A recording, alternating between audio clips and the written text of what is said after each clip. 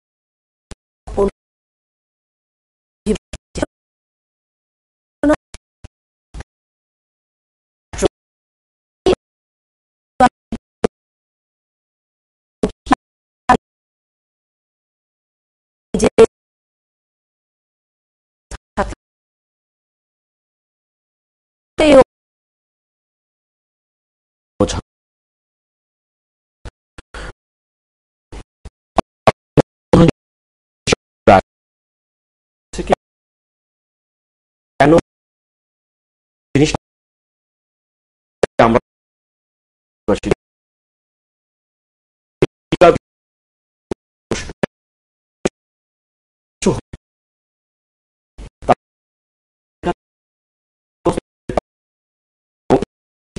অনেক বছর আপনি নিজেই স্বীকার করেছেন, যেটা কিন্তু আজকে হঠাৎ করে হয়নি। আমরা বাংলাদেশি অনেক অবৈধ অভিবাসী আছে, যেখানে ইউএসএ তে আছে, ইউকে তে আছে। আপনি হয়তো ওখানে পৌঁছে ভিসা উত্তীর্ণ হয়ে গিয়েছে, অনেকে বৈধ ভিসা ছাড়া সেখানে লুকিয়ে লুকিয়ে থাকেন, যেভাবে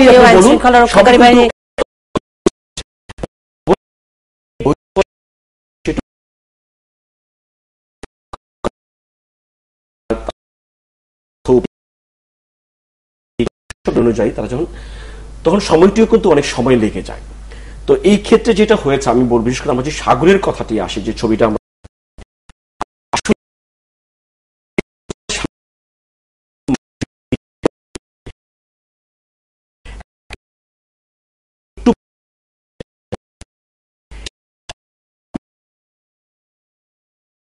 আমি একটি সেটা হয়তো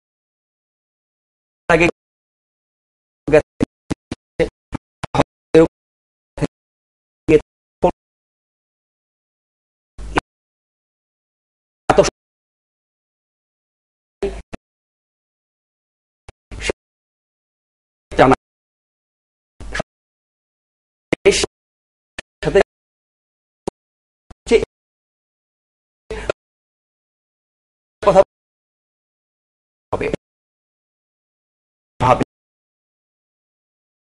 মায়ের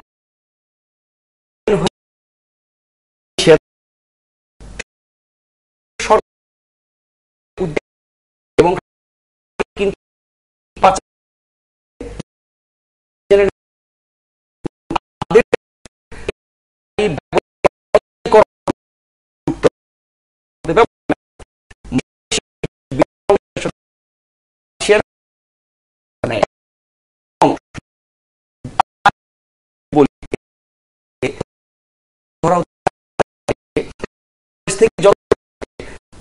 বেশিরভাগই হচ্ছে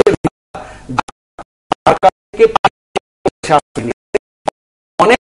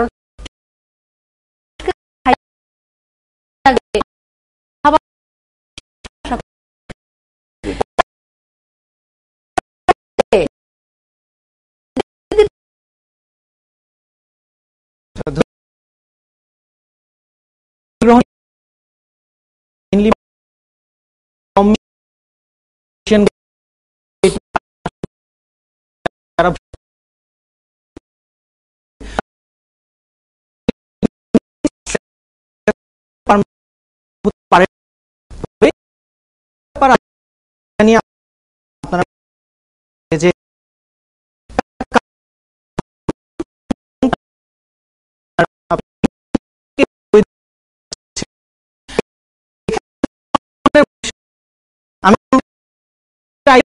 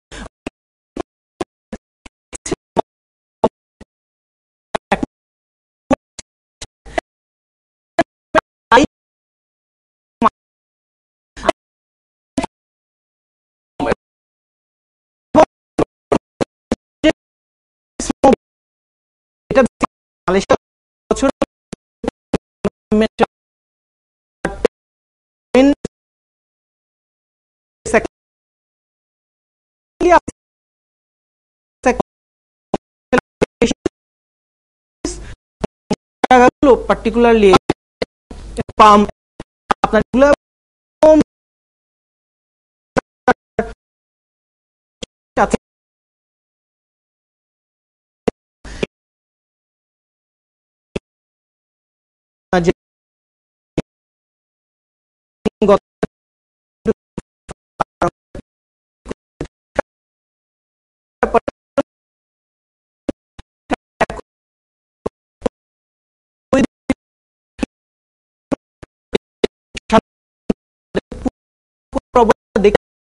আমি আপনার এই জায়গাটা একটু থামাচ্ছি, সময় হয়েছে, তবে আমি ঠিক এই জায়গাটা ফিরে আসতে চাই।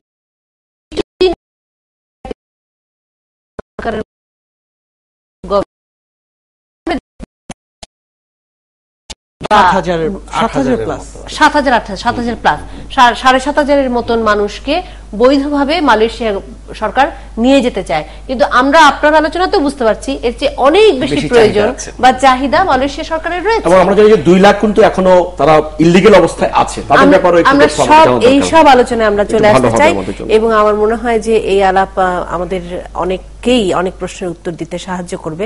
৭১ জার্নালে আপনারা থাকবেন, ফিরে আসছে এসব প্রশ্নের উত্তর নিয়ে।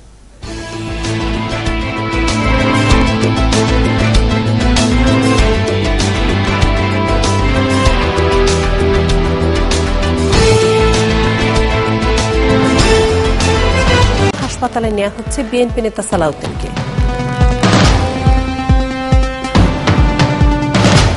একাত্তরের যুদ্ধাপরাধে আমৃত্যু কারাগারে কাটাতে হবে চাঁপাইনবাবগঞ্জের মাহিদুর ও আফসারকে।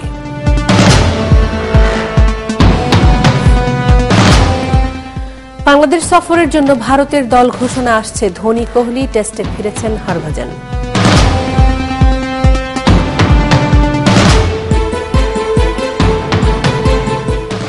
একাত্তর জার্নাল সঙ্গে আছে মিথিলা ফারজানা এবং বার্তা কক্ষে সর্বশেষ সংবাদ শিরোনাম জানিয়ে দিলাম আপনাদেরকে। আমি একটু আনসারউদ্দিন মোহাম্মদ আনাস তার সাথে যুক্ত হতে চাই আরো একবার। তিনি বাড়িধারা স্টুডিওতে আছেন আমাদের সঙ্গে।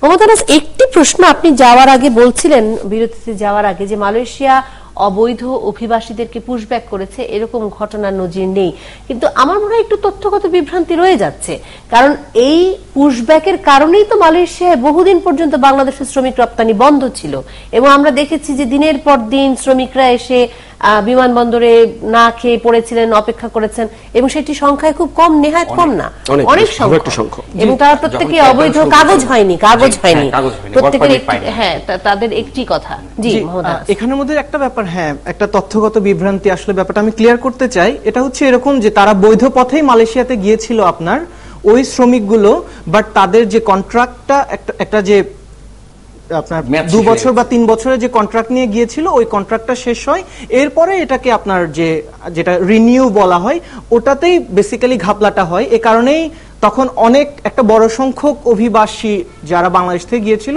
তাদেরকে আপনার বাংলাদেশ এমবেসির সামনে ধর্ণা দিতে দেখা যায়, অথবা ইভেন বাংলাদেশ গভর্নমেন্ট তখন শেল্টার হোম খুলে আপনার, তো এই ব্যাপারটা পাঠিয়েও দেওয়া হয়, অনেককে বাংলাদেশে পাঠিয়ে দেওয়া হয়, অনেককে বাংলাদেশে পাঠিয়ে দেওয়া হয়। পুশব্যাক করা হয় না, সেটা বোধহয় একটু ভুল হয়ে যাবে। না, ব্যাপারটা হচ্ছে এরকম, আপনার পুশব্যাকটা হয় হচ্ছে মানে এই যে অবৈধ পথে যে যাওয়াটা, আপনার সমুদ্র পথে যাওয়াটা, এটার পুশব্যাকের কথাটাই আমি এখানে বলছি। আপনার এই কেসে আপনার স্পেশালি যারা আপনার সমুদ্র পথে যারা মালয়েশিয়া পাড়ি দিচ্ছে এবং মালয়েশিয়াতে গিয়ে যারা এই আপনার যে সেক্টরগুলোর কথা বললাম ওখানে যারা কাজ করছে, তাদেরকে কিন্তু আমরা পুশব্যাকের কোনো খবর ওভাবে দেখি না আপনার। আচ্ছা আচ্ছা, আমি আপনাকে যোগ করতে চাচ্ছি একটা জিনিসে, যে আপনি যে বললেন যে এই যে শ্রমিকগুলিকে আশ্রয় দেওয়া হলো, আপনি শুরুতেই বললেন যে খুব ইন্টেরিয়াম টাইমের জন্য দিল, এবং পরবর্তীতে তাদেরকে পুশব্যাক ব্যাপারটা তো মানে তাদেরকে গভর্নমেন্ট অ্যালাউ করবে ওখানে কাজ করার জন্য, আপনি কিরকম ভাবছেন? সেটাকে বৈধভাবে তাদেরকে কাজের অনুমতি দিবে? যে এখন এখানের মধ্যে একটা ছোট্ট ব্যাপার আছে, তথ্যটা মানে আরো সংখ্যাটা বাড়িয়ে দিবে না অবৈধ অনুপ্রবেশের মানে সুযোগ তৈরি করে দেওয়াটা? মানে ব্যাপারটা হচ্ছে কি, মালয়েশিয়ার যে অ্যাকচুয়ালি যে আপনার যে অভিবাসন সেক্টরটা, এটা বেসিক্যালি দুভাবে নিয়ন্ত্রিত আপনার।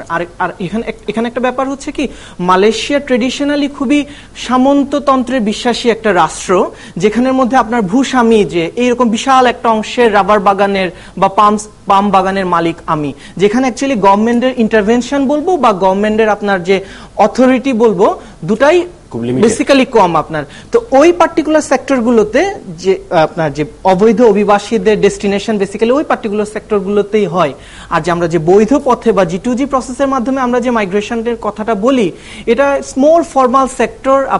আপনার যে মালয়েশিয়ার যে থ্রাইভিং কনস্ট্রাকশন ইন্ডাস্ট্রিজ, মালয়েশিয়ার যে আপনার যে chain shop, plus Malaysia even একটা ওখানে একটা গ্লোবাল ক্যাপিটাল ওই সাউথ ইস্ট এশিয়ার। জি মোহাম্মদ আনাস, আমরা বোধহয় শুধু মালয়েশিয়ার কথা একটা মানে এক্সাম্পল হিসেবে বা উদাহরণ হিসেবে দৃষ্টান্ত হিসেবে ধরছি, কিন্তু আমার যেটি প্রশ্ন ছিল যে অর্থাৎ G2G প্রক্রিয়ায় যে 7,000 বা 7,500 বৈধ শ্রমিক রপ্তানি করা হচ্ছে, এর বাইরে একটা বিপুল সংখ্যক শ্রমিক মালয়েশিয়ায় কাজ করছে, যেটি নিশ্চিতভাবে মালয়েশিয়া সরকার সম্পূর্ণ ওয়াকিবহাল নন বা সম্পূর্ণ তারা জানেন না, উদাসীন, এটি তো হতে পারে না। নিশ্চয়ই তারা জানেন, কোনো না কোনো তারা অবগত আছেন। সেক্ষেত্রে আমার প্রশ্নটি হচ্ছে, তাদের একটি লাভ, আপনি যে ভূস্বামীর কথা বলছেন, সেই ভূস্বামীরা অনেক সস্তা শ্রম দিয়ে এই পাম গার্ডেন ইন্ডাস্ট্রিকে, পাম অয়েল ইন্ডাস্ট্রিকে বা রাবার ইন্ডাস্ট্রিকে টিকিয়ে রাখতে পারছে। যে ইভেন বিনা শ্রম অ্যাকচুয়ালি, কারণ তাদের এই যে অবৈধ অভিবাসী যারা যাচ্ছে, যাদেরকে আমরা অনিয়মিত বলছি, তাদের তো কোনো লিগ্যাল ডকুমেন্টস নেই যে তারা আপনার যে তার প্রপার স্যালারিটা আসছে কিনা, তার লিগ্যাল রাইটস গুলো প্রপারলি আপনার রিজার্ভ রাখা হচ্ছে কিনা, এই ব্যাপারগুলোতে তো আসলে সে তখন আপনার ফাইট করতে পারে না ওই আপনার এমপ্লয়ারের এগেইনস্টে। তো এটা বেসিক্যালি আপনার মানে ওদের জন্য এটা পুরোপুরি win win situation actually. That's why Malaysia এই পার্টিকুলার অবৈধ অভিবাসনের দ্বারা যারা ওখানে এমপ্লয়মেন্টে যাচ্ছে, ওই গ্রুপ অফ পিপলের ক্ষেত্রে সাইলেন্ট। শুধু মালয়েশিয়া না, আমার মনে হয় ইন্দোনেশিয়া, ইভেন থাইল্যান্ডও অ্যাকচুয়ালি, থাইল্যান্ডও তাই। জি মোহাম্মদ আনাস, একটি প্রশ্ন, নাজমা সাহেব কিছু জানতে চাইলে আপনি নিশ্চয়ই মাঝখানে যুক্ত হবেন। একটি প্রশ্ন আমি জানতে চাই, এই যে রোহিঙ্গা শরণার্থী, কি বলবো, শরণার্থী বলবো কিনা আমি ঠিক জানি না, এই যে রোহিঙ্গা শরণার্থী, তারা জি জনসংখ্যা যারা রয়েছে, কিন্তু যারা বাংলাদেশে আছে এরা শরণার্থী না, বাংলাদেশের কথা বলছি না, আমি বলছি যারা সাগরে ভাসছে, তাদেরকে তো আসলে কেউই নিচ্ছে না। মানে আমি খুবই মানে কৌতূহল নিয়ে আসলে ব্যাপারটিকে লক্ষ্য করছি। এরপরে কি হবে? ধরা গেল ইন্দোনেশিয়া, ফিলিপিন্স, মালয়েশিয়া, থাইল্যান্ড তারা কিছুদিনের জন্য এই রোহিঙ্গা জনসংখ্যা গোষ্ঠীকে আশ্রয় দিল, খাবার দিল, থাকতে দিল, একটা সময় তো তাদেরকে ফিরিয়ে দিতে হবে। কিন্তু মায়ানমার তো প্রস্তুত নন এই রোহিঙ্গা জনগোষ্ঠীকে আবার ফিরিয়ে নেওয়ার জন্য। দেখুন, এই আমার কাছে মনে হয় এটাই হয়তো বা হিস্ট্রির একটা আপনার টার্নিং পয়েন্ট হতে যাচ্ছে। বিকজ আপনি দেখবেন আজকে মালয়েশিয়া একটা সফট টোন ইউজ করলো ফর দ্য ফার্স্ট টাইম এই পুরো ইস্যুটাতে, এবং মালয়েশিয়াও ফাইনালি 29শে মে, আগামী 29শে মেতে আপনার থাইল্যান্ডে একটা ইমার্জেন্সি কনফারেন্স হচ্ছে, এই যে আপনার যে স্টেক হোল্ডার্স এবং ত্রিদেশীয়, বাংলাদেশও থাকছে ওখানে, তো ইভেন মায়ানমারও ফাইনালি এগ্রি করলো যে তারা ওখানে অ্যাটেন্ড করবে।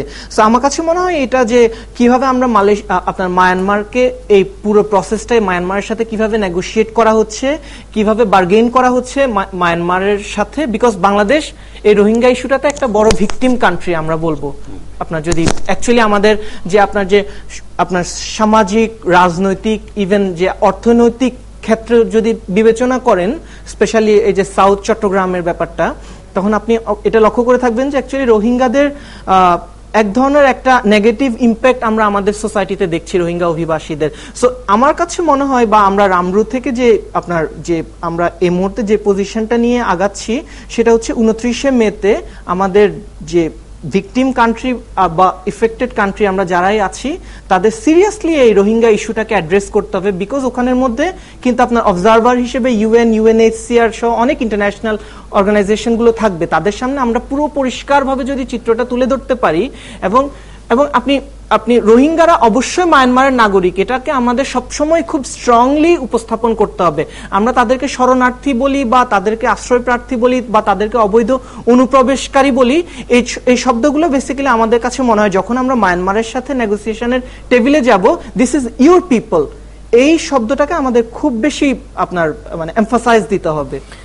আমার মনে হয় যে আপনি ঠিকই বলেছেন যে এখানে বাংলাদেশের ভূমিকাটা অনেক শক্ত হওয়া উচিত, কিন্তু মায়ানমার কতটা মেনে নেবে বা ফিরিয়ে নেবে আমরা জানি না। আন্তর্জাতিক মহলই কতটা মেনে নেবে। UNHCR এর উদ্যোগেই কিন্তু রিপেট্রিয়েশন প্রক্রিয়া শুরু হয়েছিল, কিছু ফিরে গিয়েছিল, তারপর সেটা থেমে গেছে অনেক বছর ধরে, এবং যে পরিমাণ গেছে তার চেয়ে অনেক বেশি গুণে পরে চলে এসেছে।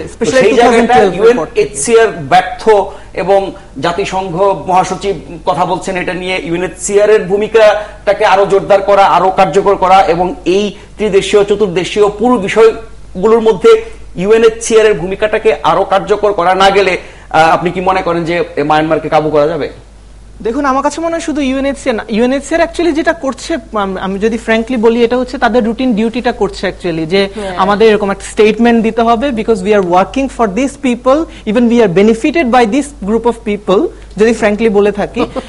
এটাই হচ্ছে অস্তিত্ব নির্ভর করে এই ধরনের মানুষের উপরে আপনার। তো এখানে যে ব্যাপারটা থাকে আপনার, যে শুধু UNHCR নন, আপনার যে আপনি যদি লক্ষ্য করে থাকেন যে ইউরোপের, আমি এখানে একটা ছোট্ট কম্পারিজন টানতে চাচ্ছি এজন্য যে আমাদের কাছে মনে হচ্ছে যে এই অঞ্চলের যে অবৈধ অভিবাসনের যে প্রক্রিয়াটা বা আমরা যে আমাদের যে প্রবলেমগুলো আমরা ফেস করছি এই বে অফ বেঙ্গলে, এটা অনেক বেশি ইন্টারন্যাশনাল কমিউনিটি আইদার আমি বলবো হাইড করছে অথবা তারা দায় এড়াতে চাচ্ছে। বিকজ আপনি যদি লক্ষ্য করে থাকেন দুটা ঘটনা একই সাথে এখন ওয়ার্ল্ডে হচ্ছে। এই একটা হচ্ছে মেডিটেরিয়ান সিতে ভূমধ্য সাগর হয়ে অবৈধ অভিবাসন ইউরোপে, আরেকটা হচ্ছে এই যে আপনার বে অফ বেঙ্গল হয়ে থাইল্যান্ড, আপনার মিয়ানমার হয়ে মালয়েশিয়াতে বা ইন্দোনেশিয়াতে যারা শরণার্থী হিসেবে যাচ্ছে। একটা লক্ষণীয় ব্যাপার সেটা হচ্ছে ইউরোপ অলরেডি অনেকগুলো ইমার্জেন্সি মিটিং কল করেছে, একটা রেফারেন্ডাম ডিক্লেয়ার করেছে, এবং অলরেডি যারা কান্ট্রিজ তাদের কাছে একটা কোটা শেয়ার করে দিয়েছে যে আমরা একটা পার্টিকুলার সময়ের জন্য এত পার্সেন্ট আপনার ইতালি নিবে, এত পার্সেন্ট মাদ্রিদ, আপনার স্পেন নিবে, এত পার্সেন্ট গ্রিস নিবে। এই যে এভাবে যে একটা প্রবলেমকে আপনার ডিসেন্ট্রালাইজ করা এবং একটা প্রবলেমকে একটা ক্লিয়ার একটা সলিউশনের মধ্যে নিয়ে আসা, যেটা আমরা অ্যাকচুয়ালি এই বঙ্গোপসাগর উপকূলের যে প্রবলেমটা রোহিঙ্গা বলি বা বাংলাদেশি যারা যাচ্ছে এদেরকে নিয়ে অ্যাড্রেস করা হচ্ছে না ইন্টারন্যাশনাল লেভেলে। এটা খুবই, আমি জানি না, এটা আইদার হতে পারে আপনার আমাদের ফরেন মিনিস্ট্রির স্পেশালি, বিকজ আমরা সবসময় বলে আসছি এখানে পুশ করছি স্বরাষ্ট্র মন্ত্রণালয়কে, কারণ মানব পাচার দেখা হচ্ছে এখানে, অথবা অভিবাসন দেখা হচ্ছে, এজন্য আমরা এক্সপেক্টেড মাল্টি মিনিস্ট্রিয়াল ব্যাপার। হ্যাঁ, অন্ততপক্ষে 4টি মিনিস্ট্রি, ইন্টারমিনিস্ট্রিয়াল আসলে একটা বড় ধরনের ইনিশিয়েটিভ থাকা উচিত, এবং ফরেন মিনিস্ট্রি স্পেশালি এখানে স্পোক্স পারসনের রোলটা প্লে করা উচিত। আমি ছোট্ট একটা এখানে আপনার ব্যাপার টানতে চাই, সেটা হচ্ছে আপনার আমাদের সম্মানিত ফরেন সেক্রেটারি যিনি আছেন উনার কিন্তু খুব দীর্ঘদিনের একটা অভিজ্ঞতা আছে। IOM এর উনি রিজিওনাল কোঅর্ডিনেটর ছিলেন, বেশ কিছুদিন এইসব ইন্টারন্যাশনাল অর্গানাইজেশনের মাইগ্রেশন ইস্যু নিয়ে, রেফিউজি ইস্যু নিয়ে উনি ডিল করেছেন। So he knows very well they how to tackle this problem, or আপনার যে ইন্টারন্যাশনাল কমিউনিটিকে কিভাবে ব্যাপারটাতে পুশ করা যায় বাংলাদেশের, নট অনলি আপনার পলিটিক্যাল গ্রাউন্ড থেকে বাট অলসো আপনার যে একটা হিউম্যানিটেরিয়ান টোন দিয়ে। অনেক ধন্যবাদ মোহাম্মদ আনাস। অবশ্যই হতে পারে, অবশ্যই, এবং this should be an urgent step by the foreign ministry of Bangladesh. অনেক ধন্যবাদ মোহাম্মদ আনাস আমাদের সাথে যুক্ত হওয়ার জন্য এবং আমাদেরকে সময় দেওয়ার জন্য। যারা এখনো চট্টগ্রামে আমাদের রয়ে গেছে রোহিঙ্গা আপনার মায়ানমার নাগরিক, সেটা নেয়া না নেয়ার বিষয়টা হয়তো পরে, কিন্তু যারা এখন ভাসমান এবং যাদেরকে ওই দুটো দেশ আশ্রয় দেবে সাময়িকভাবে এবং যার যার দেশে ফেরত পাঠাবে, তখন বাংলাদেশের শক্ত হওয়া উচিত যে আমরা শুধু আমাদের লোকগুলোকে ফেরত নেব, রোহিঙ্গাগুলোকে নেব না। তাহলে সেখানে কারা চিহ্নিত করবে যে কোনগুলো বাংলাদেশের কোনগুলো রোহিঙ্গা? এবং সেটি নিয়ে তো অনেকদিন ধরেই চলছে সমস্যা। তারা ভোটার আইডি কার্ড তৈরি করে ফেলছে, তারাও এটার অংশ হয়ে যাচ্ছে।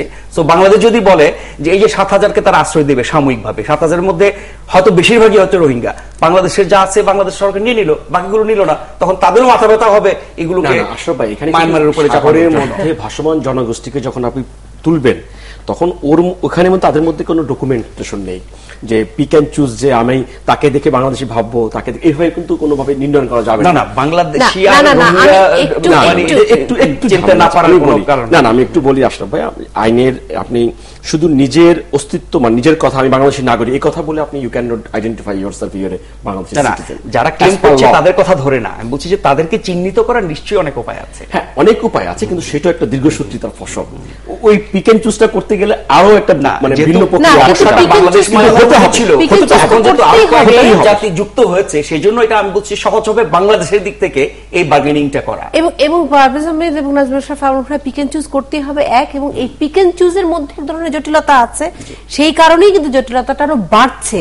কারণ আমরা দেখছি যে তারা ভাষা শিখে, চেহারা একরকম, বিয়ে করে, এবং গিয়ে অপরাধ করে বাংলাদেশের বদনাম করছে, জন্ম সনদ তৈরি করে ফেলেছে। এখানে এক ধরনের জটিলতা আসছে। একটু পত্রিকাগুলো দেখে আসি চট করে। আমাদের হাতে এই মুহূর্তে কি আছে আমি জানি না, অবশ্য 12:20 বেজে যাচ্ছে। ফাইন্যান্সিয়াল এক্সপ্রেস দিয়ে শুরু করছি আজকে। ফাইন্যান্সিয়াল এক্সপ্রেস দেখলাম হাওয়া হয়ে গেল। যাই হোক, ভোরের কাগজ আছে আমার সামনে। অবৈধ মানব পাচারের হোতা রোহিঙ্গারা একটি বিষয়সূচক চিহ্ন দেখতে পাই, এবং মাহিদুর আফসারের আমৃত্যু কারাদণ্ড। এই প্রসঙ্গে আসতে চাই। আজকে 2 রাজাকারের আমৃত্যু কারাদণ্ড হয়েছে উন্নত চিকিৎসায় নেগ্রিমস হাসপাতালে। সালাউদ্দিন মেঘালয়েরই আরেকটি হাসপাতালে তাকে স্থানান্তর করা হয়েছে। প্রধানমন্ত্রীকে যুক্তরাষ্ট্রের বিশ্ববিদ্যালয়ের সম্মাননা। কৃষি, খাদ্য ও প্রযুক্তিতে অবদান। ভাসমান অভিবাসীদের আশ্রয় দেবে 3 দেশ। এই খবর নিয়ে আমরা আলোচনা করে ফেলেছি, এবং তদন্ত কর্মকর্তার দক্ষতা নিয়ে প্রশ্ন ট্রাইব্যুনালের। তদন্ত মাহিদুর আফসারকে গতকাল বুধবার চিঠি পড়া দরকার। তদন্ত কর্মকর্তার দক্ষতা নিয়ে প্রশ্ন তুলে এবং সে সাজা ভোগ করে ফেলেছে, সেই অভিযোগটাকে আবার উত্থাপন করা, অলরেডি সেই কারণে he have been convicted for life long, এবং সে সাজা ভোগ করে ফেলেছে। সেই অভিযোগটা আবার সেই ব্যক্তিকে মানে এক মুরগিকে 2 বার জবাই হলো, একই অপরাধে 2 বার বিচার খুব বড় রকমের 2 বার বিচার হতে পারে না, এবং সেই ক্ষেত্রে তাদের দক্ষতা নিয়ে প্রশ্ন করেছেন বিচারক। এরপর রয়েছে সংবাদ। সেখানে দেখতে পাচ্ছি সাগরে ভাসমান সেই জাহাজ, অভিবাসীরা আশ্রয় পাচ্ছে, এই খবর আসছে। ত্রিদেশীয় বৈঠক। সালাউদ্দিনকে নেগ্রিমস হাসপাতালে স্থানান্তর। মাহিদুর আফসারের আমৃত্যু কারাদণ্ড। মানবতা বিরোধী অপরাধের 18তম রায়। হত্যা, লুট, অপহরণ, নির্যাতন, অগ্নিসংযোগ সহ 2 অপরাধ প্রমাণিত।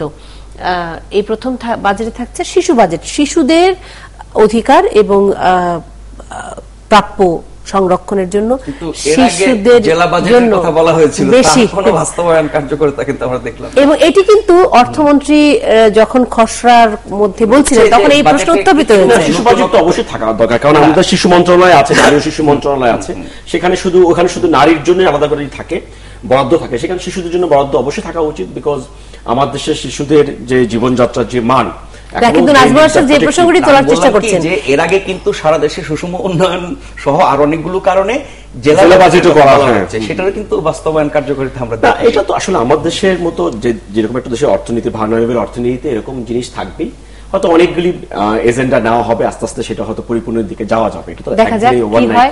এরপর রয়েছে আমাদের অর্থনীতি। আশ্রয় পাচ্ছেন সাগরে ভাসা মানুষ। অনেক বড় হেডলাইন, প্রায় ব্যানার হেডলাইনের কাছাকাছি, 2টো কলাম শুধু পাশাপাশি রয়ে গেছে। এবং 7,000 অভিবাসীকে আশ্রয় দেবে মালয়েশিয়া, ইন্দোনেশিয়া। মালাক্কা প্রণালী ও আন্দামানে ভাসছে 6,000 মানুষ। এই যে সাগরে ভাসমান নৌকাগুলো, এগুলো কোথায় আছে সে ব্যাপারে কিন্তু আন্তর্জাতিক গণমাধ্যমগুলো প্রচুর সাগরে নেমে পড়েছেন, তাদের ক্যামেরা নিয়ে, তাদের প্লেন নিয়ে। তাদের যেহেতু অনেক বেশি আসলে অবকাঠামোগত ইনফ্রাস্ট্রাকচারের কিছু সাপোর্ট আছে, অনেক সহায়তা তারা পান, তারা এই সমস্ত কিছু নিয়ে এখন খুঁজছেন কোথায় আছে এই ভাসমান মানুষগুলো। এরপর রয়েছে আমাদের সময়, এবং আমাদের সময় যেটি আসছে সেটি হচ্ছে ঝুঁকি, খড়ে খাওয়া জনবসতি, এসব নিয়ে পার্বত্য জেলা রাঙ্গামাটি, আমার মনে হচ্ছে ক্যাপশন না দেখো, পার্বত্য জেলা রাঙ্গামাটিতে যে বিপুল পরিমাণ কাঁঠাল হয় পাহাড়ে, সেই কাঁঠাল এবং বিভিন্ন রকমের ফল, আমার মনে হচ্ছে কিছু মাছও আছে, চিংড়ি মাছ দেখতে পাচ্ছি, বেশ বড় বড় চিংড়ি মাছ, সেই চিংড়ি মাছ সবকিছু মিলিয়েই এখানে কাঁঠাল, আনারস, লিচু, আম, কলা, সারা বছর খাটুনির পর এই সময় তাদের পরিবারে আসে কিছুটা সচ্ছলতা, এসব ফল কিনে ট্রাকে বিভিন্ন প্রান্তে পৌঁছে নেয় ফল ব্যবসায়ীরা। সেরকমই বোধহয় দেখতে পাচ্ছি। ভূমিকম্পের সর্বাধিক ঝুঁকিতে 20 জেলা এবং ঝুঁকিপূর্ণ 20টি শহরের মধ্যে ঢাকা দ্বিতীয়। মানে ঝুঁকির সম্ভাবনাটা আমি ঠিক জানি না, আমার কাছে মনে হচ্ছে ঝুঁকির সম্ভাবনাটা যতটা না ভূমিকম্পের, তার যে ভূমিকম্প হওয়ার ফলে যে পরিমাণ ক্ষয়ক্ষতি হবে সেই সম্ভাবনাটা ঢাকা যেহেতু অত্যন্ত ঘনবসতিপূর্ণ এবং প্রচুর পরিমাণে দালান কোঠা অপরিকল্পিত 2 নম্বর হওয়ার কথা, সেক্ষেত্রে 1 নম্বর হওয়ার কথা আমি যতটুকু বুঝি। না, শহরটা যেহেতু সিলেটের উপরে, সেই কারণে সামনে বোধহয় আরেকটি কোন একটি শহর আছে, সেই ওই ইস্যুটা সামনে আসে যে প্রচন্ড ঘনবসতি, সেহেতু ঢাকা থেকে বেশি তো এই ধরনের অ্যাচিভমেন্ট অন্য কারো নাই আপাতত। এর মিলেছে মানবিক সাড়া, অর্থাৎ সাগরে আটকে পড়া অবৈধ অভিবাসীদের ক্ষেত্রে সাড়া মিলেছে। ব্লগারদের নিরাপত্তা নিয়ে মানবাধিকার সংস্থাগুলোর উদ্বেগ। সালাউদ্দিন ইন্দিরা গান্ধী হাসপাতালে নেগ্রিমাস, সবাই বলছে হঠাৎ করে ইন্দিরা গান্ধী কোথা থেকে আসলো বুঝতে পারলাম না। ইন্দিরা গান্ধী যে হাসপাতালে নেওয়া হয়েছে এটা north eastern Indira Gandhi hospital নামে পরিচিত, নেগ্রিমাস। এই জন্য এটা সালাউদ্দিন ইন্দিরা গান্ধী হাসপাতাল, সেটাই বুঝিয়েছে। আচ্ছা আচ্ছা, বিএনপির নিশ্চয়ই এটা আমার জানা ছিল না। ইন্দিরা গান্ধী হাসপাতাল কোথায়? নেগ্রিমাস নর্থ ইস্টার্ন, এটি মানে সংক্ষেপে নেগ্রিমাস। নিষ্ক্রিয় নেতারা, বিএনপির নিষ্ক্রিয় নেতারা বাদ পড়ছেন জুলাইয়ে জাতীয় কাউন্সিল। এই ব্যাপারে নিশ্চয়ই আমাদেরকে পারভেজ আহমেদ কিছু জানাতে পারবেন। পাঠ্যপুস্তক ছাপানোর প্রক্রিয়া শুরু করেছে এনসিটিভি। কৃষিতে অবদানের জন্য প্রধানমন্ত্রীকে যুক্তরাষ্ট্রের বিশ্ববিদ্যালয়ের সম্মাননা। আরো খবর নিয়ে ফেরত আসছি। সালাউদ্দিন আহমেদকে দেশে ফিরিয়ে আনার কি ধরনের আইনগত প্রক্রিয়া রয়েছে, আইনগত জটিলতা রয়েছে, এবং তার সাথে সাথে সামনেই বিএনপির জাতীয় কাউন্সিল ঘোষণা হতে যাচ্ছে, সেখানেই বা কি ধরনের পরিবর্তন হবে, সেসব কিছু নিয়ে আসবো ৭১ জার্নালে আরো একবার ফিরে।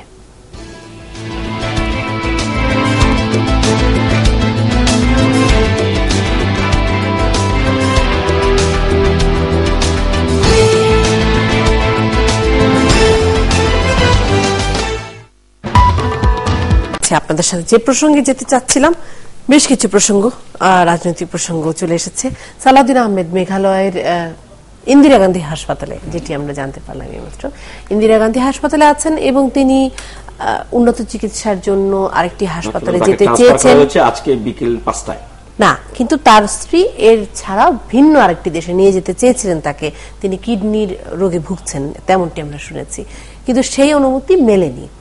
এখন পর্যন্ত আমরা জানতে পেরেছি যে তিনি ভারত এই মুহূর্তে ছাড়তে পারছেন না, তার কিছু আইনি প্রক্রিয়া রয়েছে। পারভেজ আহমেদ, কি ধরনের আইনি প্রক্রিয়া রয়েছে?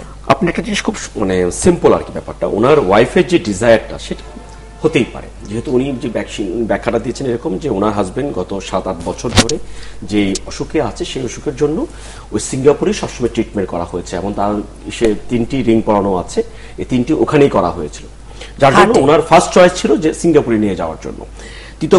বেশ বলতে উনি ওইটাই বুঝিয়েছেন। উনি একটা জিনিস খুব ক্লিয়ার করেছেন যে ভারতের চিকিৎসা ব্যবস্থা উপর সম্পূর্ণ তার আস্থা আছে, যেহেতু ওখানে ট্রিটমেন্টটা আগে হয়েছিল এই জন্য উনি ওটাকে প্রিফার করেছেন।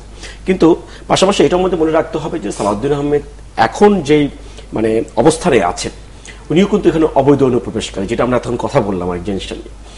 এখন রাজনৈতিকভাবে অনেক ব্যাখ্যা দেওয়া যাবে বা অনেক আলোচনা করা যাবে, তাকে কে নিয়েছে, কেমন করে উনি গেলেন, বাংলাদেশের বর্ডার গার্ড এজেন্সি কি করলো, বিএসএফ কি করলো, অনেক কথা আসবে, সরকারের দায়িত্ব ছিল কিনা, তাকে আজকে ৬২ দিন পরে ওখানে কেন পাওয়া যাবে, একজন নাগরিক হঠাৎ করে তার তো অন্য দিক দিয়ে যাওয়ার কোনো সুযোগ নেই একটা ভূখণ্ড থেকে আরেকটা ভূখণ্ড, এগুলি হচ্ছে আলোচনার বিষয়।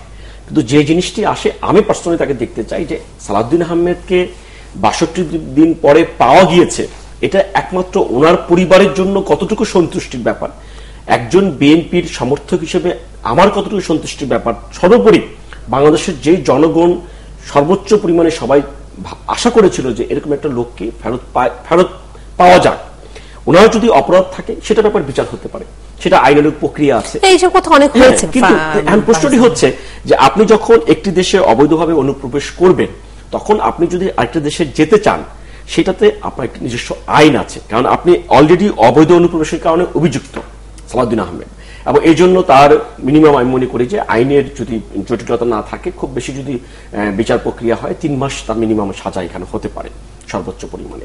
তো সর্বোচ্চ পরিমাণে যদি 3 মাস সাজা হয় তাহলে সেটা নিয়ে তিনি অলরেডি তার আইনজীবীর সাথে বেশ কয়েকবার কথা বলেছেন, ওখানে যারা স্থানীয় আইনজীবী আছেন উনি চেষ্টা করছেন এটাকে কিভাবে মিনিমাইজ করা যায়। কারণ উনি একটি কথা বলেছেন যে উনি জানেন না উনি কিভাবে এসেছেন, সুতরাং অবৈধ অনুপ্রবেশ। আমরা গতকালকে শুনলাম যে ওনার চোখও বাঁধা ছিল, কানও। সুতরাং অবৈধ অনুপ্রবেশের যে সংজ্ঞা সেটা হচ্ছে আমি জেনে শুনে ইচ্ছাকৃতভাবে একটা উদ্দেশ্য নিয়ে আমি প্রবেশ করব, সেটা হচ্ছে অবৈধ, মানে এটা ইন্টেনশনাল একটা অনুপ্রবেশ আর কি। এটা কিন্তু আনইনটেনশনাল। উনি বলেছেন যে আমার কোনো সেন্স ছিল না, আমাকে কারা এখানে রেখে গিয়েছে আমি তাও জানি না, সুতরাং এটার সাথে ওই আইনের কিন্তু কনফ্লিক্ট করে। সেন্স ছিল না 63 দিন ধরে, সেটা নিশ্চয়ই উনি বলেননি। উনি এটা বলেন, উনি বলেছেন যখন ওনাকে এখানে রেখে যায় উনি জানতেন না যে উনি মেঘালয়ে আছেন বা শিলংয়ে আছেন বা এটা আরেকটি পার্শ্ববর্তী দেশ, উনি সেটাই মিন করেছেন। তিনি কারো কথাও শুনেননি, তিনি দেখেননি ছিল কি নেই সেটাও আমরা বলতে পারছি না। কিন্তু এখানে যদি আমরা একটা মন্ত্রী মহোদয়ের বক্তব্য শুনি, উনি আমাদের বললেন, আমাদের নৌ পরিবহন মন্ত্রী, যে সালাউদ্দিন আহমেদের ব্যাপারটা উনি খুব ক্লিয়ার করেছেন যে কোনো অবস্থাতেই সরকারের কাছে সালাউদ্দিন সাহেব ছিল না, যদি থাকতো তাহলে উনি মারা পড়ে যেতেন।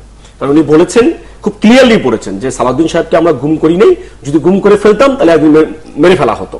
তার মানে একটা জিনিস খুব ক্লিয়ার হয়েছে সরকারের পক্ষ থেকে যে এই পর্যন্ত যেসব ব্যক্তিদের আমরা গুমের কথা বলছি, বিশেষ করে বিরোধী দল থেকে বারবার বলা হচ্ছে যাদেরকে খুঁজে পাওয়া যাচ্ছে না, আল্লাহর রহমতে সাফল্যজনকভাবে সরকারের মন্ত্রীর কথা যদি আমরা সত্যি ধরে নিই তাহলে তারা প্রত্যেকেই মৃত।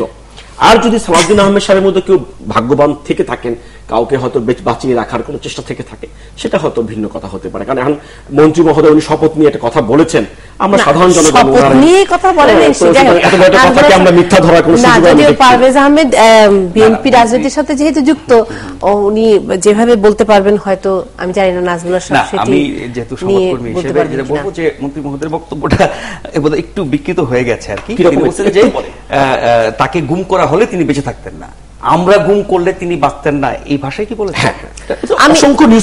আমি একটু দেখতে চাই যে আমি আশা করছি যে আমাদের যে প্রযোজনা দল আছেন তারা নৌ পরিবহন মন্ত্রীর এই বক্তব্য কোথায় আছে সেটি খুঁজে বের করে আমাদেরকে বড় পর্দায় দেখাবেন কিছুক্ষণের মধ্যে। আর উনি যেটা বলছিলেন যে আপনি যেটা জানতে চেয়েছিলেন ওনার কাছে যে তিনি ইচ্ছায় গেছেন না অনিচ্ছায় গেছেন, অনুপ্রবেশকারী আইনে অবৈধ অনুপ্রবেশকারী করবেন কিনা হিসেবে তাকে শাস্তি দেওয়া হবে কি হবে না সেগুলো ভারতের আইনে, ভারতের আদালতে প্রমাণিত হবে।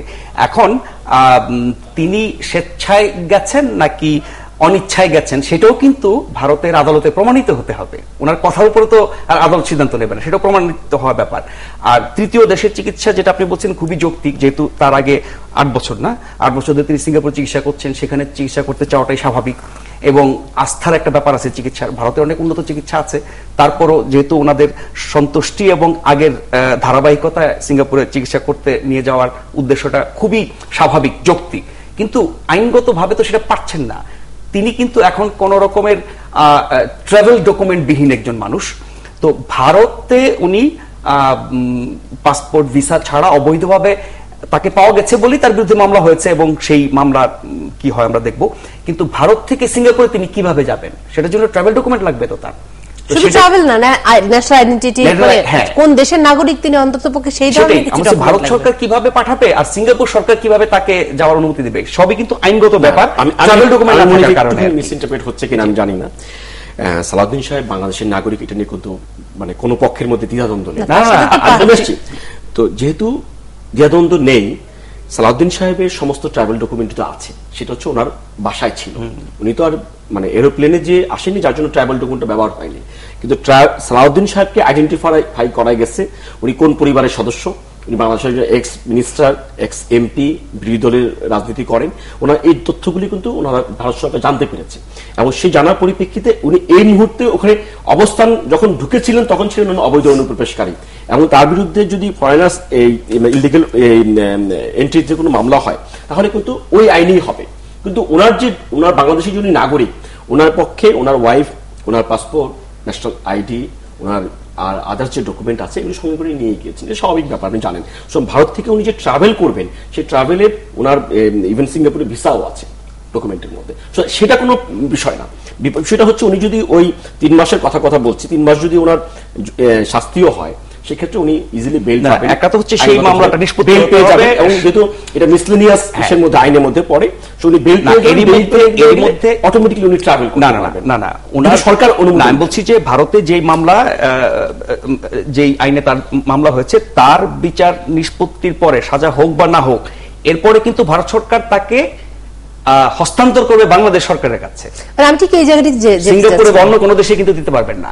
এই ট্রাভেল ডকুমেন্ট দেখে প্রমাণিত হোক, যাই হোক না কেন, কিন্তু সেই আইনে সাজা হোক বা না হোক, ভারত সরকারকে বাংলাদেশ সরকারের কাছে হস্তান্তর করতে হবে। তারপরে বাংলাদেশে এসে তিনি সিঙ্গাপুরের ভিসা নিয়ে- এরকম না, না প্রসিডিউরটা এরকম না। না পারভেজ আহমেদ, আমি প্রসিডিউর প্রক্রিয়ার জায়গাটিতে পরে আসছি, মানে আপনি যেহেতু আইনজীবী, আপনি প্রসিডিউর আইনি প্রসিডিউরের জায়গায় নিশ্চয়ই যাবেন, কিন্তু আমার একটি কৌতূহল যে যিনি বলতে পারছেন না যে তিনি কিভাবে অনুপ্রবেশ করেছেন, তিনি একটি দেশের কাছে অবৈধ অনুপ্রবেশকারী, অবশ্যই সেই অবৈধ অনুপ্রবেশকারী হিসেবে তিনি, আপনি বলছেন সর্বোচ্চ সাজা 3 মাস পেতে পারেন, তিনি 3 মাস পেলেন, কিন্তু যে দেশ থেকে তিনি বের হয়েছেন সে দেশ থেকে তিনি কিভাবে বের হলেন, কি উদ্দেশ্যে বের হলেন, কি নিয়ে বের হলেন, কি নিয়ে আসলেন, এইসব প্রশ্নের উত্তর কি তাকে বাংলাদেশ সরকারের কাছে, বাংলাদেশ রাষ্ট্রের কাছে দিতে হবে না? নিশ্চয়ই, এখানে মানে অনেক আপনি আইনি কি ওই জটিলতা আছে। ব্যক্তিকে বলছেন নাকি ভারত সরকারকে বলছেন? ভারত সরকারকে কেন বলবো, না, এটা বলছি আমি ওই বলছি ব্যক্তির ক্ষেত্রে প্রযোজ্য কিনা। ব্যক্তিগত প্রযোজ্য কিনা, দুই ক্ষেত্রে প্রযোজ্য হবে এই জিনিসটা। আপনি যে কথাটা বলছেন, এটা যদি একটি হচ্ছে যে উনি যদি বৈধভাবে যেতেন তাহলে তো এই প্রশ্নগুলি উঠতো না। যেহেতু আপনি বলেছেন যে উনি কেন গেলেন, কিভাবে গেলেন, কার মাধ্যমে গেলেন, এই প্রশ্নগুলি আসতেছে। এই প্রশ্নগুলির সমাধানটার জন্য দুটো প্রক্রিয়া আর আছে। উনি তো কোনো একটি হচ্ছে- সাধারণ নাগরিক নন। No, absolutely not. এই জন্য যে প্রশ্নটি আসবে সেটা হচ্ছে যে উনি ৬২ দিন পরেও তো ওনাকে পাওয়া গেল, তাহলে সব মিলিয়ে আরো কিছুদিন যোগ হয়েছে। মানে আমরা যেদিন শুনলাম ওনাকে পাওয়া গেল সেদিন ছিল ৬২ দিন, তারপরে ৬৩ দিন, তারপরে সময়টা আমি কাউন্ট করতে পারিনি, হয়তো আরো ৮-১০ দিন যোগ হয়েছে। তো সব মিলিয়ে আমরা ধরলাম 70 ডেজের মতো। এই 70 ডেজে ওনার, মানে এই ৬৩ দিন পর্যন্ত কিন্তু ওনার পরিবার থেকে, ওনার দল থেকে এবং দেশের একটা বৃহৎ অংশ থেকে রিপিটেডলি একুইজ করা হচ্ছিল গভর্নমেন্টকে যে সালাউদ্দিন সাহেবকে আইন শৃঙ্খলা রক্ষাকারী বাহিনী তুলে নিয়ে গেছে। এটা কিন্তু তর্কিত বিষয় ছিল। তারা বলছিল তাকে পাওয়া যাচ্ছে না, এবং যারা নিয়ে গিয়েছে, আই উইটনেস যারা দেখেছে ওখানকার জায়গা, তারা প্রত্যেকে বলছিল যে একটা বিশেষ বাহিনীর বা সরকারের আইন শৃঙ্খলা বাহিনীর পরিচয় দিয়ে তারা তাকে তুলে নিয়ে গেছে। এখন অভিযোগটি যখন আপনি একটা শৃঙ্খলা বাহিনীর বিরুদ্ধে দেবেন, তখন কিন্তু অটোমেটিকলি অ্যাজ পার ল, আমাদের দেশের আইন অনুযায়ী সরকারের উপরে দায়িত্বটি বর্তায় যে তাকে খুঁজে বের করা। নাম্বার 1, আপনি কিন্তু তার পরিবারের উপর দায় দিতে পারবেন না, পারবেন তখনই যদি আপনি, কিন্তু সরকারের পক্ষ থেকে কিন্তু বলা হচ্ছে তারাও তাকে খুঁজছিল, অন্য অনেক মামলায় অভিযুক্ত হিসেবে তারা পায়নি। ঠিক আছে, রাজনৈতিক ব্যাপার, সেটি সরকারের উপর দায়িত্ব। সেখানে অটোমেটিকলি ওই 63 দিনের মধ্যে যদি সরকার তাকে উদ্ধার করতে পারতো, আপনি পয়েন্টটা দেখবেন একটু কষ্ট করে। একটি হচ্ছে ওনাদের পরিবার থেকে বলা হচ্ছে, দল থেকে সরকার যদি তাকে উদ্ধার করবে, মানে করতে বাধ্য অ্যাজ পার ল, সরকার কিন্তু ব্যর্থতা পরিচয় দিয়েছে। নাম্বার 1। এখন পাল্টা প্রশ্ন হচ্ছে যে সরকারের পক্ষ থেকে বলা হচ্ছে যে আমরাও খুঁজতেছিলাম তাকে, কারণ তার বিরুদ্ধে অনেকগুলি মামলা আছে। আমার মনে হয় নাজমুল সাহেব, আমরা শুধু শুধু সময়টা নষ্ট করছি। যে কারণেই যেই তাকে খুঁজে বের করুক না কেন, তিনি অবৈধভাবে বাংলাদেশ থেকে বের হয়েছেন, অবৈধভাবে আরেকটি দেশে ঢুকেছেন, বিনা অনুমতিতে তিনি বাংলাদেশ ছেড়েছেন, তার নামে প্রায় 26টির মতন মামলা আছে। এই সমস্ত কারণে এটি খতিয়ে দেখার সমস্ত অধিকার বাংলাদেশ রাষ্ট্রের সরকারের তো আছে, এবং সেই ক্ষমতা তো বাংলাদেশ রাষ্ট্র প্রয়োগ করবে। তাতে তাকে কে খুঁজে বের করলো নাকি উনি নিজেই এসে অবতীর্ণ হলেন ধরাধামে, সেটি তো আসলে প্রযোজ্য বিষয় নয়। আপনি যাই মানে প্রসঙ্গটি একটু শাহজাহান খানের বিষয়টি শুনে আসি, আপনি যে প্রসঙ্গটি উল্লেখ করলেন। জি, তাদের বিরুদ্ধে কার্যকর ব্যবস্থাও ইতিমধ্যে হচ্ছে এবং আরো কঠোর ব্যবস্থা গ্রহণ করা হবে। সালাউদ্দিনের এটা একটা সাজানো না, তা না হলে যদি সরকারি করবে তাহলে তো এতদিন বেঁচে থাকার কথা। সরকারকে প্রশ্নের মুখোমুখি করা ইত্যাদির কারণে তারা এই নাটকটা সাজিয়েছে। সুতরাং আমি মনে করি যেটা সালাউদ্দিন আহমেদ, সেও যথেষ্ট অন্যায় করেছে, যেটা তালেবানি কায়দায় মিডিয়ার মাধ্যমে এই অবরোধ হরতালের ঘোষণা দিয়ে সুযোগ করে দিয়েছে সন্ত্রাসীদেরকে, মদত জুগিয়েছে যে পেট্রোল বোমা মেরে শত শত মানুষকে তারা খুন করেছে, অগ্নিদগ্ধ করেছে। এরও একটা প্রতিক্রিয়া তার মনে। আমি খুব নোট করেছি কথাটা, সরকারই করবে সালাউদ্দিন সাহেবকে, তাহলে এতদিন তো বেঁচে থাকার কথা নয়। আমি যদি ভুল না করে থাকি, যদি সরকারই করবে, এটা খুব স্পষ্ট করে উনি বলেছেন ওনার অবস্থান। তাহলে তো আমার কথাটি আমি খুব একটা বোধহয় আমি প্রমাণ দিতে পারলাম আর কি, যে এটা সঠিক ছিল আমার তথ্যটি। যাই হোক, এই প্রসঙ্গটি আমি জানি না যে শাহজাহান খানের কি বোঝাতে চাইলেন, যে সরকার করলে কিভাবে কি হওয়ার কথা, সরকার করলে গুম করলে বেঁচে থাকার কথা না। না, বিষয়টা কি যে উনি যেটা বলেছেন, এখন মন্ত্রী হিসেবে যখন দায়িত্ব নিয়ে বলেছেন, নিশ্চয়ই তাকে সে দায় দিতে হবে যে সরকারি, হ্যাঁ সে ব্যাখ্যা উনি দিতে পারবেন। সরকারি যদি করবে তাহলে বেঁচে থাকার কথা না, তার মানে সরকার গুম করলে বেঁচে থাকে না, বা আগে যাদেরকে বেঁচে থাকা নিশ্চয়তা পাওয়া যায়নি এখন পর্যন্ত, সেগুলো তাহলে সরকার করেছে, সেটা দাঁড়াচ্ছে তাই দাঁড়ায় আর কি। তাহলে এই একটাকে অস্বীকার করতে গিয়ে আপনি বাকিগুলোকে স্বীকার করে নিচ্ছেন। এটা বেঁচে থাকার কারণে আপনি বলছেন সরকার করছে না, বা অন্য দেশে পাওয়া গেছে বলে বলতেছেন আপনারা নিয়ে যাচ্ছেন না, আর তাহলে বাকিগুলো ক্ষেত্রে তাহলে সেই অভিযোগ প্রমাণিত করতে হবে। আমি একটুখানি জানতে চাই, সালাউদ্দিন আহমেদের মানে মেঘালয় এবং শিলংয়ে আমাদের সহকর্মী ফারহানুর রহমান আছেন, আশা করছি তাকে আমরা কিছুক্ষণের মধ্যে ফোনে ধরতে পারবো, তাহলে নিশ্চয়ই তিনি আমাদেরকে জানাতে পারবেন শেষ কি খবর তার কাছে আছে। ৭১ জার্নালে একটা বিরতির সময় হয়েছে, আসছে এক্ষুনি।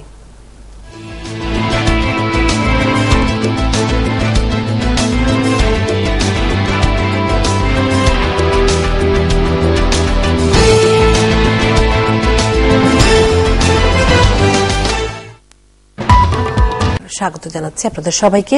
যে প্রসঙ্গগুলোতে যেতে চাই তার মধ্যে একটি প্রসঙ্গ বাদ রয়ে গেল, বিএনপির জাতীয় কাউন্সিল।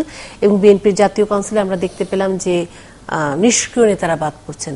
সক্রিয় নেতা এখানে কারা? নাজমুল আশরাফ সক্রিয় নেতা দেখেছেন নাকি গত ৬ মাসে বিএনপি?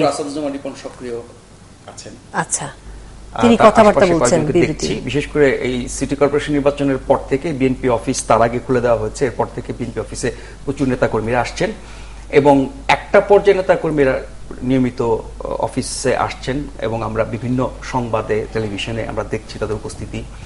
ডক্টর আসদুজ্জামান রিপন নিয়মিতই দলের বিভিন্ন বিষয় নিয়ে সরকারের মুখপাত্রের দায়িত্ব পালন করছেন, বিশেষ করে সালাউদ্দিন আহমেদের পর থেকে। এখন যদি স্ট্যান্ডিং কমিটির মেম্বার, ভাইস চেয়ারম্যান, এই লেভেলের ব্যক্তিদের কথা চিন্তা করেন, তাহলে অনেকেই নিষ্ক্রিয় বা কেউই তো সক্রিয় না। আমরা স্ট্যান্ডিং কমিটির মানে এই আন্দোলনের সময়, বিএনপির আন্দোলনের সময় সবচেয়ে বড় বিএনপির ব্যাপারে সবচেয়ে বড় সমালোচনা আপনারাই করেছেন, হয়তো পারভেজ আহমেদ নন, কিন্তু আমরা বারবারই বলতে শুনেছি যে বিএনপির সে উচ্চ পর্যায়ের নেতারা কোথায়, সিনিয়র যে নেতারা যাদের মাঠে থাকবার কথা, কেউ কেউ জেলে আছেন, কেউ কেউ মামলা বা হুলিয়া নিয়ে পালিয়ে আছেন, কেউ মামলার ভয়ে সামনে আসছেন না, কেউ হয়তো কোনো সমস্যা নাই কিন্তু মামলা হতে পারে সেই ভয়ে এগিয়ে আসছে না। এই সবই কিন্তু গণমাধ্যমে আসা খবর। আমি বলছি কি যে বিএনপির আপনি যদি শীর্ষ পর্যায়ের নেতৃত্বের কথা চিন্তা করেন বেগম খালেদা জিয়ার পর থেকে, সেই পর্যায়ের বেশিরভাগ নেতারাই কিন্তু নিষ্ক্রিয়। ফলে সামনে কারা আসছে? দ্বিতীয় তৃতীয় সারির নেতারা আসছেন। এখন সেই পর্যায়ের যারা নীতি নির্ধারণ করে থাকেন তাদের নিষ্ক্রিয়তার কারণে যদি নতুন নেতৃত্বের কথা আসে, নিশ্চয়ই তার চেয়ে তুলনামূলকভাবে তরুণ মধ্য অবস্থানে যারা আছেন বা কেন্দ্রীয় কমিটির কোনো না কোনো পদে আছেন, সেরকম যারা তারা এগিয়ে আসতে পারেন। আমি আসলে জিনিসটাকে এইভাবে দেখি, একটু আপনাকে থামাবো, আপনার কাছে আমি আসছি এই প্রসঙ্গটিতে, কিন্তু তার আগে একটু আপনাদেরকে জানিয়ে রাখি যে আমরা আমাদের বার্তা কক্ষের মাধ্যমে এই মাত্র জানতে পারলাম যে ঢাকা বিশ্ববিদ্যালয়ের জগন্নাথ হলের প্রভোস্ট ডক্টর অসীম সরকার, তার কাছে আনসারুল্লাহ বাংলা 13, খুব সম্ভবত আমি যদি ভুল না করে থাকি, 13 আনসারুল্লাহ বাংলা টিম 13-র একটি হিট লিস্ট এসে পৌঁছেছে। এই বিষয়ে আমরা তার সাথে কথা বলবার জন্য এই মুহূর্তে ফোনে যুক্ত হচ্ছি। ডক্টর অসীম সরকার আছেন আমাদের সাথে ফোনে। ডক্টর অসীম সরকার, আপনি শুনতে পাচ্ছেন আশা করছি আমাদেরকে? ৭১ জার্নাল থেকে মিথিলা ফারজানা বলছি। হ্যাঁ, শুনতে পাচ্ছি। জি, আপনার কাছে যে চিঠিটি হস্তগত হয়েছে, সেই চিঠিটি আসলে কোথা থেকে আসলো, কোথা থেকে পেলেন, কেমন করে পেলেন, মানে আপনার কোনো ধারণা আছে কিনা? যেটা আমি একটা ডাকের মাধ্যমে একটা চিঠি পেয়েছি। আমি দুপুরে যখন আমার অফিসে যাই তখন ডাকযোগে একটা চিঠি আসে, তখন আমি ডাকযোগে চিঠিতে খুলেই তখন এই চিঠিটা আমি দেখতে পাই আর কি। হ্যাঁ, এই ব্যাপারে কি আপনি পুলিশের সাথে যোগাযোগ করেছেন? আমি এই ব্যাপারে তাৎক্ষণিকভাবে আমাদের ঢাকা বিশ্ববিদ্যালয়ের মাননীয় উপাচার্য অধ্যাপক ডক্টর আহমদ শরীফ স্যারের সাথে আমি কথা বলেছি। স্যারের নির্দেশে আমাদের মাননীয় প্রক্টর মহোদয়ের মাধ্যমে শাহবাগ থানায় আমি একটা জিডি করার জন্য আবেদন করেছি এবং শাহবাগ থানার ভারপ্রাপ্ত কর্ম তার সাথেও কথা বলেছি আমি। ডক্টর অসীম সরকার, একটা ছোট বিষয় জানতে চাই, সেটি হলো যে এখন তো আসলে বাই পোস্টে যে চিঠিগুলো আসে সেগুলোকে পেছন থেকে মানে পেছনে গিয়ে গিয়ে তাদেরকে খুঁজে বের করা খুব কঠিন কোনো বিষয় না বলেই আমাদের মনে হয়। সেক্ষেত্রে আপনাকে আইন শৃঙ্খলা রক্ষাকারী বাহিনী কি কোনো ধরনের আশ্বাস দিয়েছেন কিনা? আমি কথা বলেছি, ওনারা বলছেন যে আমাকে চিন্তা করতে নিষেধ করেছেন, বলছে মানে চিন্তা করতে হবে না, ওনারা দেখবেন বিষয়টা একটা বলছেন আর কি। চিন্তা করতে হবে না। নাজমুল আশরাফ কোনো প্রশ্ন করবেন কিনা বা পারভেজ আহমেদ কোনো প্রশ্ন করবেন? না, উত্তর তো দিয়েই দিয়েছে। রাষ্ট্রের সর্বোচ্চ আইন শৃঙ্খলা বাহিনী বলে দিয়েছে যে চিন্তা করা কিছু নেই। তো আমরা যা আলোচনা করছি আমরাও চিন্তা করতে চাচ্ছি না। না, এরকম হিটলিস্ট তো বিভিন্ন সময় তারা প্রকাশ করে, তাদের সাইটে দেয়, গণমাধ্যমে সেগুলো এসেছে। এবং এই হিটলিস্টে দেখলাম যে ডক্টর ইমরান এইচ সরকারের নাম আছে এবং সেটা সম্ভবত 5 নম্বরে। কিন্তু এর আগে 82 বা 86 জনের যে তালিকা তার 1 নম্বরে কিন্তু ইমরান সরকারের নাম আছে। আবার নতুন করে তালিকা দিতে হলো কেন?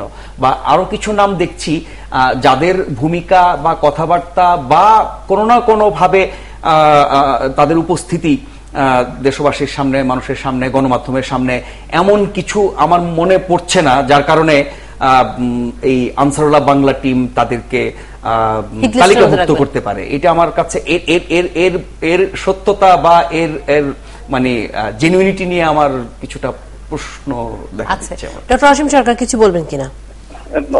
না, আমিও যেটা মনে করেছি এটার সত্যতা নিয়ে আমার একটা প্রশ্ন কিন্তু আছে। এটা ধরেন আমাকে যেটা বলা হয়েছে হিন্দু মৌলবাদ, আমি নিজেকে বিশ্বাস করি না। আমি একটা অসাম্প্রদায়িক চেতনায় বিশ্বাস করি। আমার নামে যে চিঠিটা দিয়েছে এটা আমি এদের সত্যতা বা যথার্থ নিয়ে আমার সন্দেহ আছে।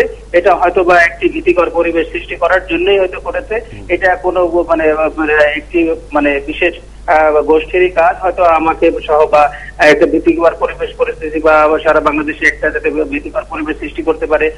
ধরেন আমি জগন্নাথের প্রাথমিক হিসেবে আমার বিরুদ্ধে, আমার সম্প্রদায়ের বিরুদ্ধে একটা হুমকি হতে পারে, আমার জগন্নাথের ছাত্রদের বিরুদ্ধে হুমকি হতে পারে। এটা আমার মনে হয় একটা উদ্দেশ্যপূর্ত। এটা নিয়ে সত্যতা নিয়ে আমার সন্দেহান আছে। কারণ আমি হিন্দু মৌলবাদ এই কথাটা আমি বিশ্বাস করি না। আমি সবসময় অসাম্প্রদায়িক চেতনায় বিশ্বাস করি যে আমার কাছে কোনো ধরেন জাতি ধর্ম বর্ণ নির্বিশেষে কোনো ভেদাভেদ আমি মানে না, সেটা আমি ধারণও করি না, আমার চেতনায় সেটা নেই। অনেক ধন্যবাদ, অনেক ধন্যবাদ ডক্টর অসীম সরকার, অনেক ধন্যবাদ আপনাকে আমাদের সাথে যুক্ত হওয়ার জন্য। কিন্তু একটি বিষয় আমার মনে হয় যে এই প্রসঙ্গটি শেষ করার আগে আমাদের বলে নেওয়াই দরকার যে তারা শেষ যে কথাটি বলেছেন, যে যারাই লিখুক চিঠিটি, অসীম ক্ষমতাধর, ওরা অপ্রতিরোধ্য, ওদেরকে রুখে দাঁড়াবার কোথাও কেউ নেই।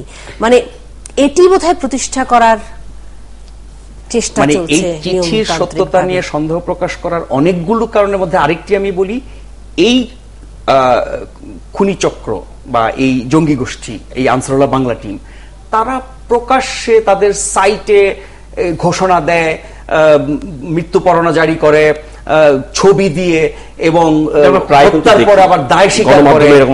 এরকম আননেমড, আনসাইন্ড, এরকম ভুল ত্রুটিযুক্ত অদ্ভুত ভাষায় লেখা জিনিস গোপনে ডাকে পাঠাবে, ওদের কীর্তিকলাপের সাথে কিন্তু এটা মেলে না। এটা কেউ ভয়ভীতি ছড়ানোর জন্য অন্য কোনো। তবে নাজমুল সাহেব, আপনার কথা এটা বোঝা গেল যে সত্যি তারা অপ্রতিরোধ, সুতরাং এটি নিয়ে তাদের কোনো কোনো চিন্তা নেই, কারণ এখন পর্যন্ত তারা হিটলিস্ট দিয়ে যাচ্ছেন এবং তারা তাদের হিটলিস্ট মোটামুটি অনুসরণ করছেন, দায় অস্বীকার করছেন। পারভেজ আহমেদ, যে প্রসঙ্গে আপনি ছিলেন, আমি যেটা বলার চেষ্টা করছিলাম যে একটি রাজনৈতিক দলের কত আপস এন্ড ডাউনস থাকে রাজনৈতিক পরিক্রমার মধ্যে। এখন যে রাজনীতি চলছে আমাদের দেশে সেটা হচ্ছে যে এলিমিনেশনের রাজনীতি, এটা নির্মূল করার, এটা আমার এলিমিনেশনের যে ব্যাপারটা হচ্ছে যে একেবারে এমন ভাবে নির্মূল করতে হবে যাতে অপরপক্ষ কোনোভাবেই মাঠে দাঁড়াতে না পারে। এখন এটা নিয়ে বিতর্ক হতে পারে যে কতটুকু হচ্ছে, ঠিকমতো হচ্ছে কিনা, আসলে কি নির্মূল করছে কিনা। কিন্তু আপনি দেখবেন যে একটি দেশের বিরোধী দলের উপরে যে ধরনের ট্রিটমেন্ট করা উচিত একটা সরকারি দলে, সেটা কিন্তু ওই জায়গাটি কিন্তু এখন অবশিষ্ট নেই। বিশেষ করে আমরা যদি একদম পারভেজ আহমেদ, আমি আপনাকে একটা অনুরোধ করছি, সেটি হচ্ছে যে আজকে ঘটনাচক্রে আপনি একজন রাজনীতিবিদ, রাজনীতির সাথে সংশ্লিষ্ট, সরাসরি সংশ্লিষ্ট মানুষ আমাদের মাঝখানে এসেছেন, যার কোনো উত্তর আসলে আপনাকে ঠিক আছে, আমি সহজ করে দিচ্ছি, ওই জায়গাতে চলে আসি না। আমি কেন বলছি কথাটা, ওই যে নিষ্ক্রিয় সক্রিয় কথাটা আসলে তো এই জন্যই, এর মূল কারণটি কিন্তু আশরাফ ভাই যেগুলি বলেছেন তার সাথে আমি একমত, সবগুলি এলিমেন্টসই আছে। কারণ একটি দলের মহাসচিবকে যখন আপনি মানে 57 থেকে 58টি মামলা দিবেন, তাকে 6 মাস, 3 মাস, 5 মাস ধরে জেলে রাখবেন, স্থায়ী কমিটির অনেক মেম্বার আছে যারা 6 মাস থেকে আরো বেশি সংখ্যায় তারা ভেতরে আছে, ভাইস প্রেসিডেন্ট, সাংগঠনিক সম্পাদক, মানে আপনি মানে কতটুকু নিচে নামলে, মানে আপনার কতগুলি প্রক্রিয়া ধাপ পার হলে আপনি তাকে সক্রিয় নেতা বলবেন বা মানে কম সক্রিয় বলবেন বা নিষ্ক্রিয় বলবেন, এটা কিন্তু এখন নেই। কারণ ভীতিটা এতটাই সর্বগ্রাসী পর্যায়ে চলে গেছে। কেন ভীতি পারভেজ আহমেদ? আচ্ছা, আমার প্রশ্নটি শেষ করতে হবে। প্রথম আপনি দেখিয়ে দিয়েছেন সালাউদ্দিন আহমেদকে দিয়ে। না, কিন্তু আমাকে প্রশ্নটি শেষ করতে হবে। আপনি যেটি বলছেন যে জেলে আছেন, 26টি মামলা নিয়েছেন, খুব স্বাভাবিক ব্যাপার, 24টি মামলা নিয়েছেন, না মানে রাজনৈতিক দলগুলোর নেতারা তারা এইভাবে জেল জুলুমের মধ্যে থাকবেন, জেল হবে না। আজকের ইতিহাস কেন বলছি, স্বাধীনতা উত্তর বাংলাদেশের যে রাজনীতি আমরা, হ্যাঁ বাংলাদেশের রাজনীতি আমরা খেয়াল করি, তাহলে দেখবেন যে এই পর্যন্ত বিরোধী রাজনীতিবিদদের উপরে শেষ করে দিচ্ছি, রাজনীতি হয়েছে, কিন্তু মহাসচিবদের পর্যায়ে লেভেলে মামলা দেওয়াটা খুব, এটা মানে ম্যাক্সিমাম সময় আনটাচ দেখেছি। আমি শেষ করবো। আমার কথা হচ্ছে কি, যে এসব দায় নিয়ে বিতর্ক অনেক হয়েছে, সেটা করতে চাই না। আমি বলছি যে রাজনীতি যদি কৌশল এবং অপকৌশলের খেলা হয়, বিএনপি আওয়ামী লীগের কাছে গোহারা হারছে প্রতিনিয়ত। আর সময় নেই দর্শক, আপনাদেরকে ধন্যবাদ। তবে যে কোনো যৌন হয়রানির বিরুদ্ধে প্রতিবাদ করবেন আপনি, আপনার সঙ্গে আমরাও আছি, এবং আমাদের সঙ্গে আপনারাও আছেন। প্রতিরোধ আমরাই গড়ে তুলব, এই লড়াই আমাদের জিততেই হবে। শুভরাত্রি। মালয়েশিয়া, ইন্দোনেশিয়ায় আশ্রয় পাবে 7,000 অভিবাসী।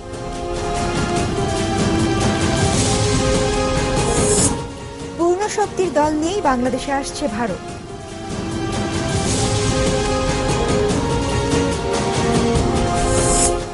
হ্যাপির মামলা খারিজ, অভিযোগ থেকে রুবেলকে অব্যাহতি।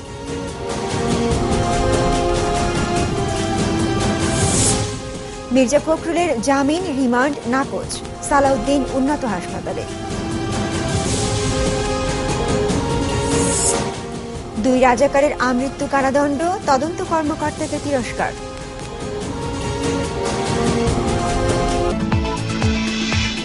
সাগরে ভাসমান অভিবাসীদের সাময়িক আশ্রয় দেবে ইন্দোনেশিয়া এবং মালয়েশিয়া, আরও 400 বাংলাদেশি ও রোহিঙ্গা উদ্ধার।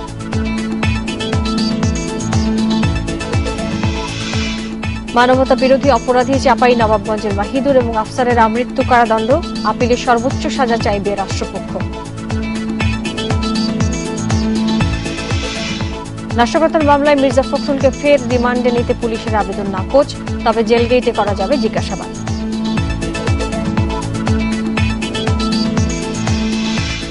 এবং ধানের ন্যায্য দাম না পেয়ে ক্ষুব্ধ বড় চাষিরা, চলছে প্রতিবাদ, সরকারি সংগ্রহ অভিযানের সুফল না পাওয়ার অভিযোগ।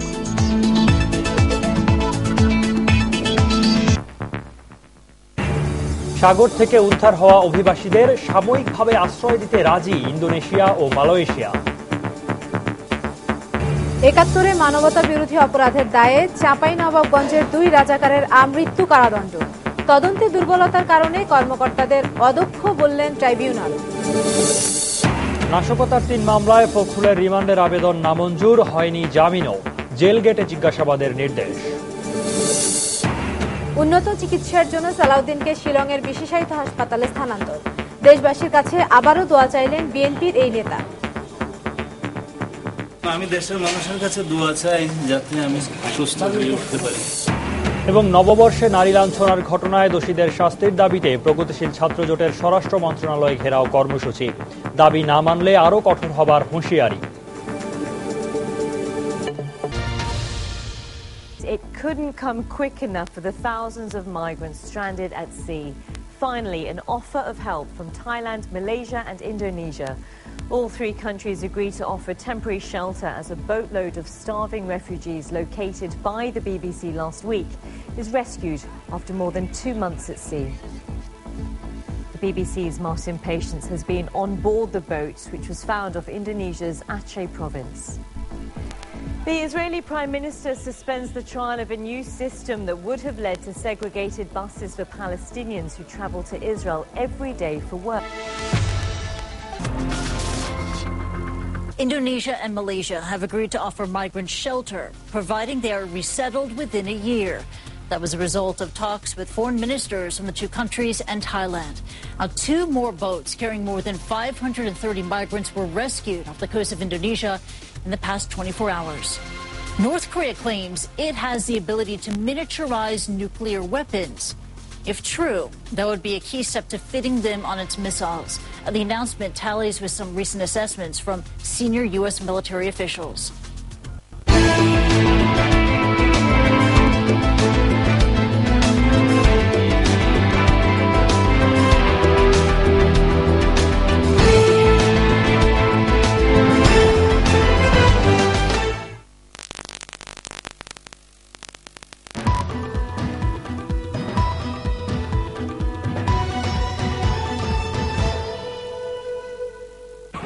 দেশে এত সাউন্ড পলিউশন, কেউ কিছু বলছে না কেন?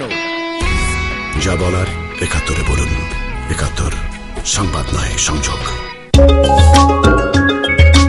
ভাই ভাই টক্কর, বনে বনে হিংসা সম্পর্কগুলোর গোড়ায় জল দেবে কে? নাকি সেই ছোট্টবেলা থেকে জড়িয়ে থাকা সম্পর্ক এখনো একই আছে?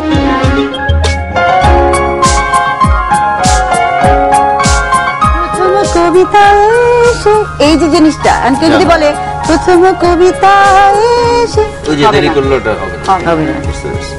এইটা নিয়ে ঝগড়া লেগে গেল এবং রিক্সারা বললো যে আর মারামারি করেন না, গান যেটা হয়েছে এটা বললো যে যেটা হলো বাসায় যে খালাম্মা ঠিক করে দিবে। কি আসলেন কেন? বড়রা একটু হয় মনে হয় শাহিন ভাই, এটা মেনে নিতে হবে, একটু সময়। সেই সম্পর্কের পৃথিবীটা তাদের কাছে কেমন, সেই সব সম্পর্ক নিয়ে আজকে জয়দেব